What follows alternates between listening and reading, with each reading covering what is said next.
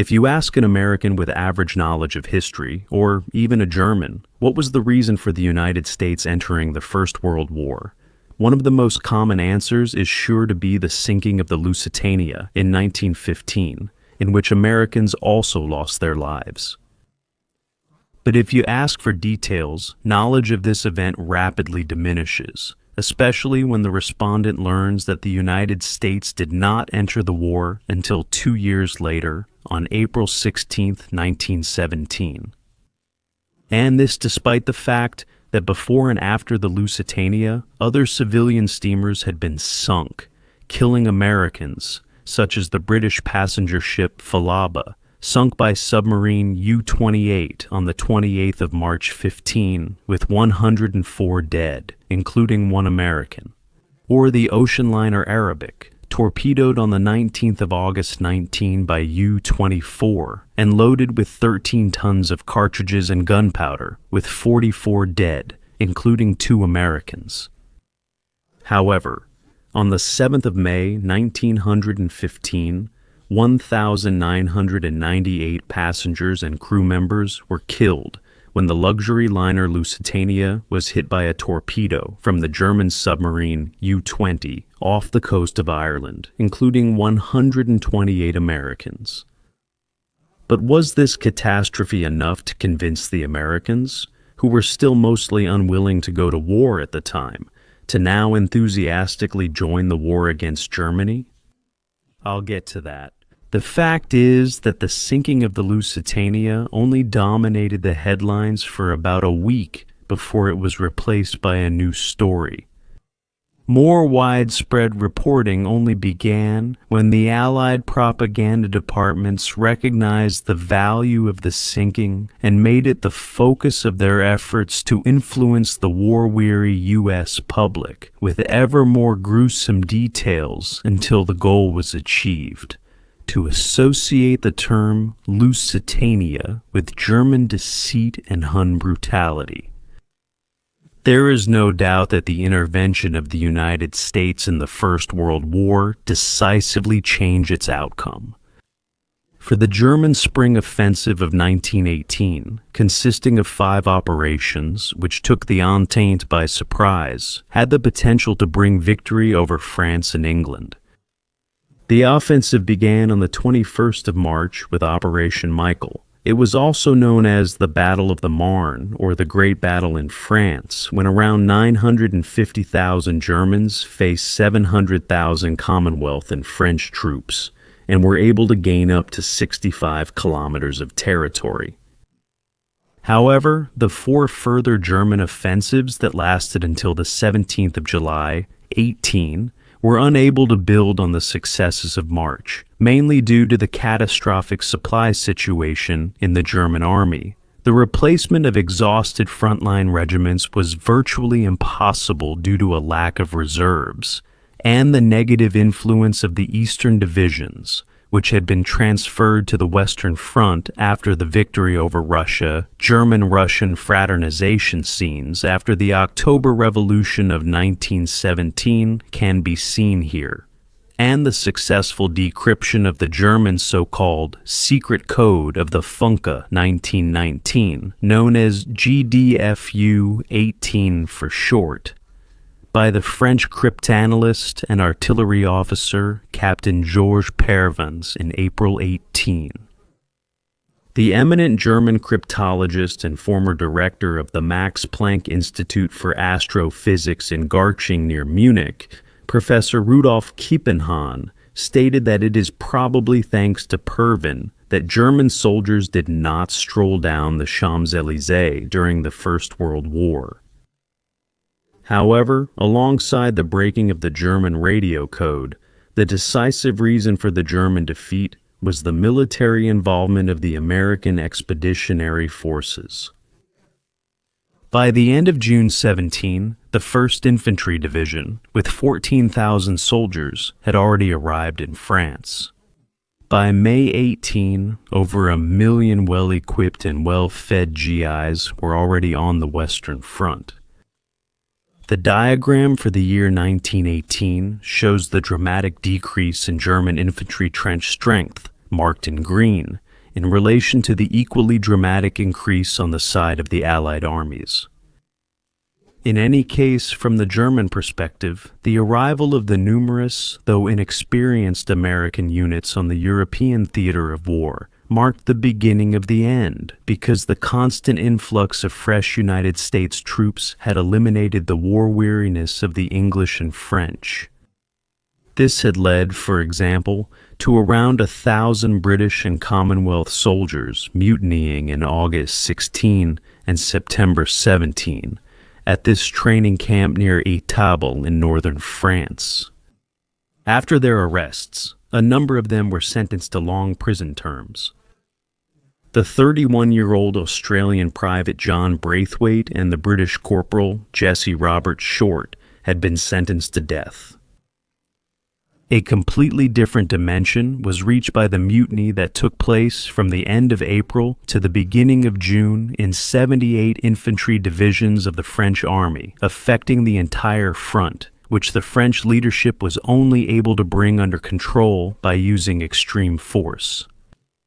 Of the 3,427 soldiers taken completely at random from frontline regiments, 1,300 were court-martialed for cowardice and insubordination, and sentenced to long terms of imprisonment in forced labor camps, 3,000 to shorter sentences, and 629 to death, of whom 55 had been executed.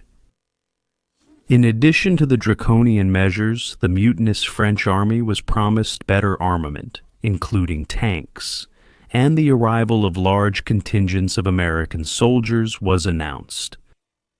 When they actually arrived in France starting in June 1917, their deployment in the United States had been preceded by a long debate. Because when on the 1st August 1914, when the First World War broke out in Europe, the pacifist President Woodrow Wilson, a former professor of history, law, and economics, had declared the United States neutral, thus continuing the 19th century policy of isolationism, which called for non-intervention in the politics of other states. In addition, most Americans had no desire to enter the European war, especially since almost 2/3 of Americans were either directly descended from or immigrants of the ethnic groups involved in this war. The United States was also experiencing tremendous economic, agricultural, and industrial growth with major social changes, which had focused American attention mainly on domestic issues. At some point, however, the balance tipped in favor of Germany's opponents, who got a second wind in May 1915 after the sinking of the Lusitania by U-20. Due to the increasingly intense anti-German propaganda, a movement had emerged in the United States in 1916 that wanted military rearmament and even entry into the Great War, but it was still outvoted by the strong group of supporters of American neutrality. These were mainly Irish, German, and Scandinavian Americans, the clergy and the majority of women. And President Woodrow Wilson had won re-election in 1916 with the slogan, "Keep us out of war," and the promise of peace. But then, at the beginning of 17, a series of events led Wilson to gradually abandon neutrality. For example, there was the incident on the 1st. There was, for example, the risk calculated by Germany on the 1st of February 17 to resume the submarine warfare that had been suspended and restricted after the sinking of the Lusitania, and to try, among other things, to break the British blockade of the North Sea. This hunger blockade was a clear violation of international law, deliberately directed against the German civilian population, and maintained even after the end of the First World War, until the 12th of June 19, as a means of pressure to force Germany to sign the quasi-dictated Treaty of Versailles. It is assumed that by the end of the war, in addition to the statistically normal deaths, another 763,000 German civilians died, mainly women, children, and the elderly, and another 100,000 more after the end of the war until June 19. But when on October 24, 18, the German Imperial Navy, which had mostly remained inactive in its ports in the previous years, was supposed to break the British North Sea blockade with its battleships, and the German infantry was still allowed to be shot to death, the German sailors, who had been largely untouched by the war until then, preferred to mutiny without being held accountable for it. After the United States responded to the resumption of unrestricted submarine warfare on the 1st of February 17 by breaking off all diplomatic relations with Germany and expelling the German ambassador on the 5th, an event occurred that represented the final turning point for the United States' entry into the war against Germany. On the 1st of March 17, the New York Times published a telegram with a lot of info that the German State Secretary and head of the Foreign Office in 1917, Arthur Zimmermann, had sent in code to the German ambassador in Mexico, Heinrich von Eckhardt, on the 12th of January 18. However, the telegram had been deciphered by the British Intelligence Service, as were all other German naval radio messages since 1914. At that time, shortly after the outbreak of war in August 14, the German small cruiser Magdeburg had run aground on the coast of Estonia, but in the confusion, 2 radio signal books had been left behind. They were then recovered by Russian Navy divers, after which one copy was handed over on the 13th of October, 1914, to the grateful British, who from then until the end of the war were able to read German naval radio communications, including the dispatch from January 17 that went down in history as the Zimmermann telegram. With this telegram, Zimmermann promised Mexico that, in addition to announcing the resumption of unrestricted submarine warfare, he would support them in regaining the territories lost to the United States in the Mexican-American War, if they allied themselves with Germany in return. In doing so, Zimmermann was referring to the War of the United States of America against Mexico between 1846 and 1848, during which the then American President James Knox Polk wanted to expand the territory of the United States of America to the southwest. That was achieved after a series of battles in the north of Mexico. And in the Treaty of Guadalupe Hidalgo on the 2nd of February 1848, the United States gained 3.1 million square kilometers of land and was able to extend its territory to the Pacific Ocean and the Rio Grande, with the new acquisitions shown in white.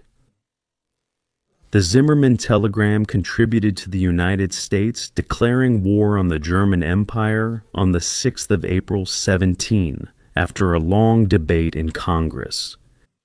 Wilson spoke at the time of a war to end all wars, which would make the world safe for democracy.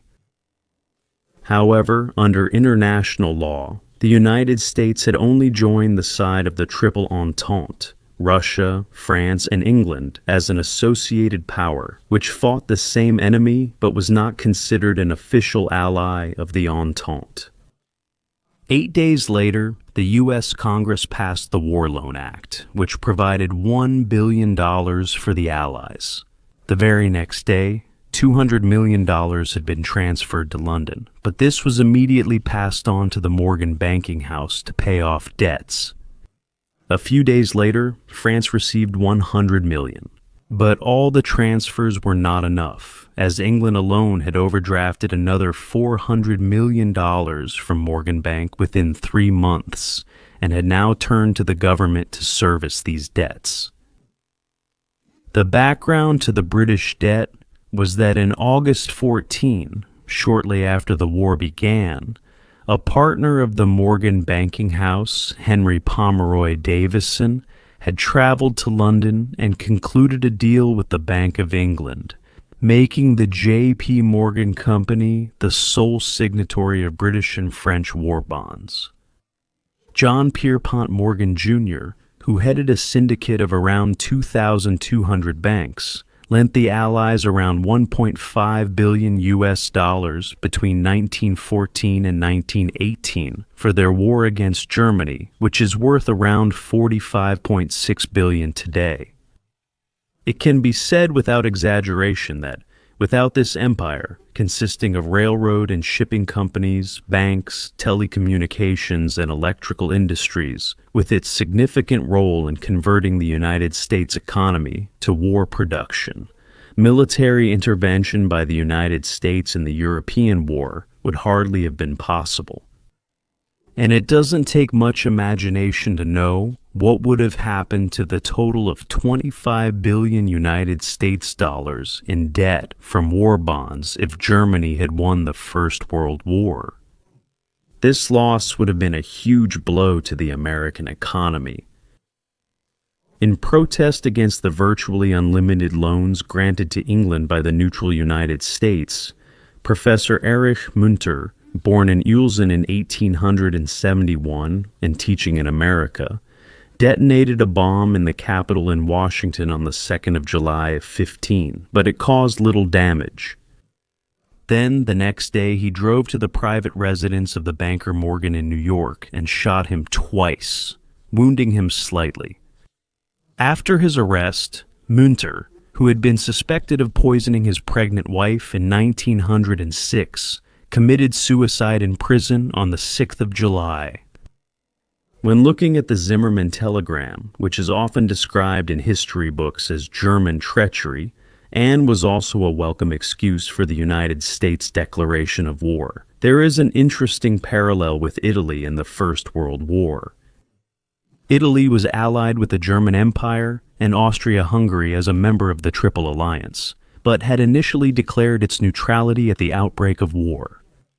But then, on the 26th of April, 15, behind the backs of Germany and Austria-Hungary, Rome signed a secret treaty in London with the Allies Great Britain, France, and Russia, which both secured Italy's entry into the war against its former ally, Germany on the 23rd of May, 15, and the Allies' promise of extensive territorial gains for Italy, which, among other things, happened after the war with South Tyrol, shown in green. But if such secret Allied negotiations at Germany's expense are praised as wise in terms of state policy, then the Zimmermann telegram was certainly that. For in wars, every country tries by all means to harm its enemy, including seeking new allies or making promises. United States President Wilson had made such a promise with the 14 points he formulated before the United States Congress on the 8th of January, 18, which were met with particular enthusiasm by the German left, because the naive Michael actually believed that after all the malicious, largely mendacious anti-German propaganda, the right of self-determination, explicitly mentioned by Wilson, would also apply to Germany, the loser. When, in the summer of 1919, the actual peace terms of the Allies and the associated powers became known, including the sole blame for the war placed on the Germans and the loss of significant parts of its territory, this caused a storm of outrage in Germany. However, this did not impress the victors much, and certainly had no influence on the content of the Treaty of Versailles. The draft treaty of the victorious powers was handed over to the German delegation, who were virtually forced to wait behind bars and barbed wire on May 7, 1919, exactly on the 4th anniversary of the sinking of the Lusitania. They deliberately chose another historic date to sign the treaty itself, the 28th of June 19, the 5th anniversary of the assassination of the Austrian heir to the throne and his wife in Sarajevo, Serbia. Regarding this treaty, I would like to quote the renowned German historian Gerhard Kromerich from a Spiegel interview conducted in 2019. Wilson wanted eternal peace. The French were mainly concerned with revenge and reparations, the British with expanding their empire, and the Italians with gaining territory. They agreed on only one point. Germany was solely to blame for the war. That was the glue that held them together. So, It was not the Zimmermann telegrams sent in 1917 that was the main reason for the United States entering the war. So let's take another look back at the year 1915, at May, the month when the Lusitania was torpedoed. The German submarine was U-20, commanded by one of the most successful German submarine commanders, Lieutenant Commander Walter Schwieger, who was killed on the 5th of September, 1917, with the entire crew of his new submarine, U-88. On the 7th of May 15, he had fired a torpedo, causing several large explosions and sinking the Lusitania within a short time.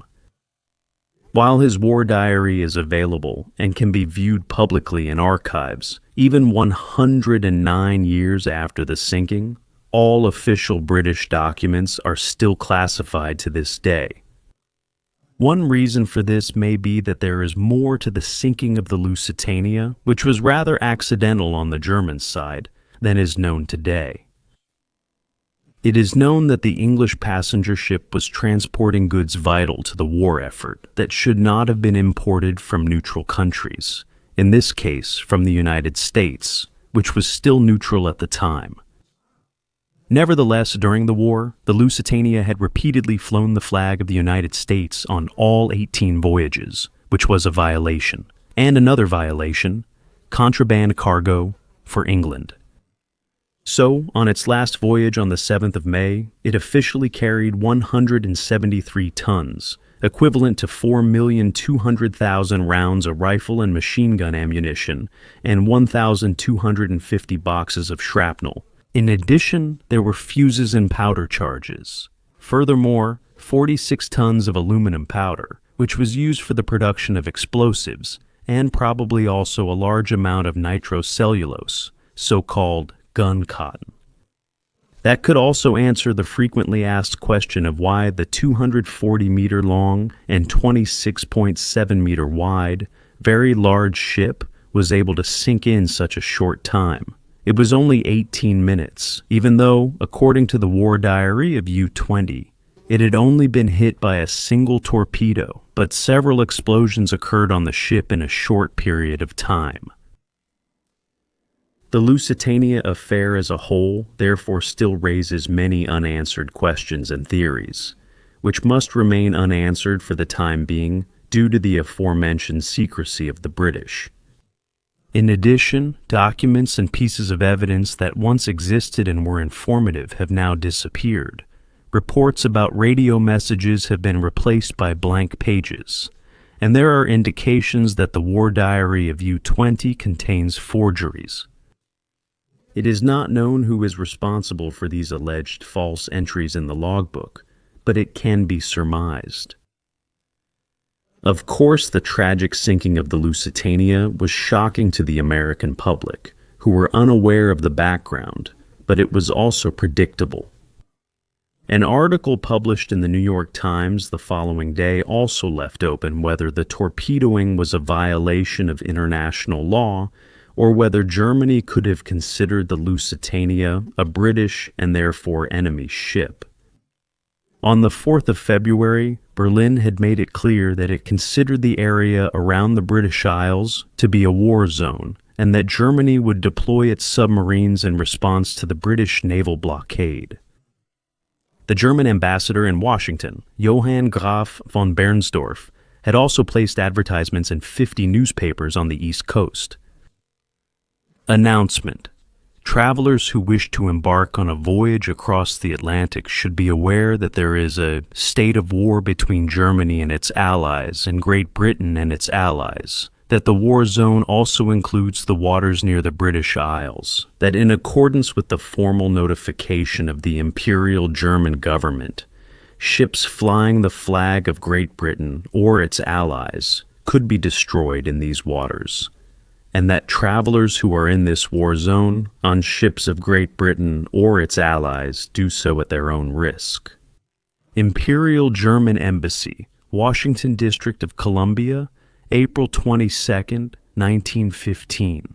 And before the Lusitania had left New York, strangely enough, anonymous telegrams had also been sent to selected passengers, including the American multimillionaire Alfred Vanderbilt, who died in the sinking, warning them about the voyage and announcing that the Lusitania would be torpedoed.